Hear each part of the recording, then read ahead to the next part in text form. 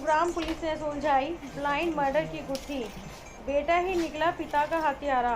Police ने आरोपी को गिरफ्तार कर लिया है, जिससे आगे की पूछताछ जारी है। इसके बारे में और जानकारी देते हुए गुरुग्राम एसीपी क्राइम प्रीतपाल सिंह ने बताया। गुरुग्राम से वेद जागड़ा की रिपोर्ट। हमारी एसएचओ आईएमटी मानेसर की टीम ने एक ऐसे व्यक्ति को, नौजवान को गिरफ्तार करने में कामयाबी हासिल की है, जिसने अपने ही पिता का मर्डर करके और उसकी डेड बॉडी वहाँ आईएमटी के इलाके में जो सेक्टर 8 से और आगे केएमपी के पास कच्चा रास्ता है उसमें डाल दिया।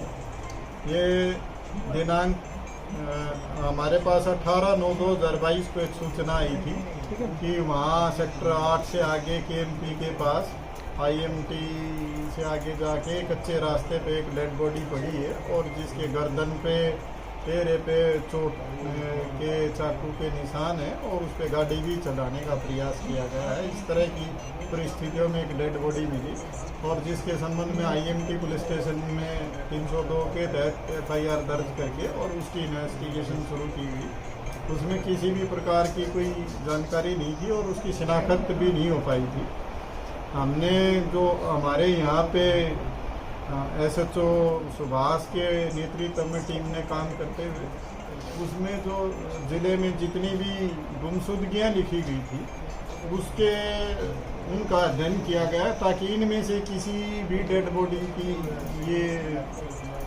उस व्यक्ति की ये डेड बॉडी हो सकती है। इस चीज़ को कोरिलेट करने के लिए उनका अध्ययन किया गया और एक जो सेक्टर 10 पुलिस स्टेशन में एक गुमशुदगी लिखाई हुई थी उसकी पहचान करने में कामयाबी हासिल की और उसमें जो उसी आदमी का जो बेटा था, अनुज नाम का लड़का, उसको हमने शक के आधार पे पूछताछ की गई और पूछताछ में ये बात सामने आई कि उसी ने अपने पिता का मर्डर करके और ये डेड बॉडी वहाँ पे उसने डाली है, वहीं पे इसने उनकी मृत्यु तारीख की है, जिसके संबंध में हमने उसको गिरफ्तार कर लिया है। जब इसे गहराई से पूछताछ की गई तो पता चला कि इसके दादा के इलाज में कोई पैसे खर्च हुए थे, जिनको लेके इसकी बुआ ने वो पैसे खर्च किए थे। इन्होंने वो पैसे उसके इलाज पे पैसे खर्च नहीं किए तो इसके दादा ने कुछ ज़मीन अपनी लड़की के नाम कर दी थी और ये कहा था कि ये अगर ये पैसे तुम्हारे वापस कर दे तो ज़मीन वापस कर देना। इस तरह की कोई फैमिली सेटलमेंट थी और वो सिरे नहीं चढ़ पाई तो इन्होंने अपनी बुआ पे केस किया, लेकिन इसके फादर ने वो केस विड्रॉ कर लिया और इस बात से नाराज़ होके इसने इस कदम को उठाया कि ये जो हमारा नुकसान कर रहा है। बड़ा ही दुखद ये घटना रही है कि बाप का कत्ल करने वाला खुद का ही खून है।